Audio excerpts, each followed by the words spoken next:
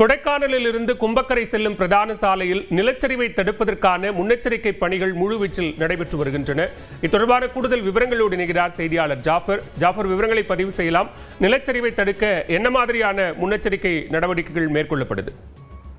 நிச்சயமாக பலவேல், திண்டுக்கல் மாவட்டம் கொடைக்கானல் ஒரு பிரபலமான சுற்றுலா தலமாக இருப்பதால் நாள்தோறும் ஏராளமான சுற்றுலா பயணிகள் இங்கு நிலவும் இயற்கை காலநிலையையும் இயற்கை அழகினையும் கண்டு ரசிக்க வந்து செல்கின்றனர்.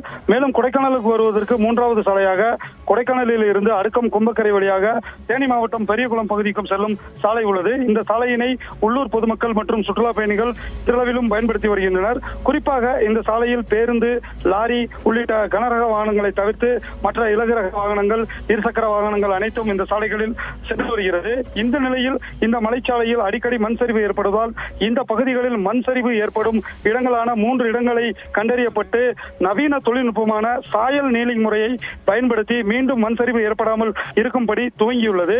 குறிப்பாக இதில் முதற்கட்டமாக சரிவான பகுதியில் உள்ள மண்கள், சிறிய பாறைகள் மற்றும் மரத்துண்டுகள் ஹிட்டாச்சி வாகனம் மூலம் அகற்றப்பட்டு வருகிறது.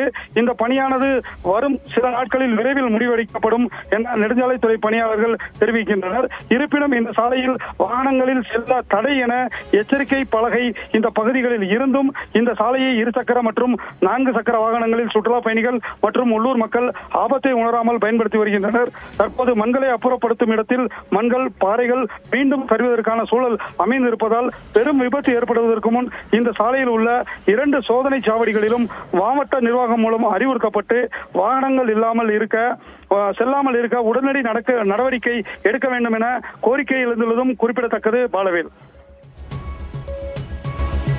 விவரங்களுக்கு நன்றி ஜாஃபர்.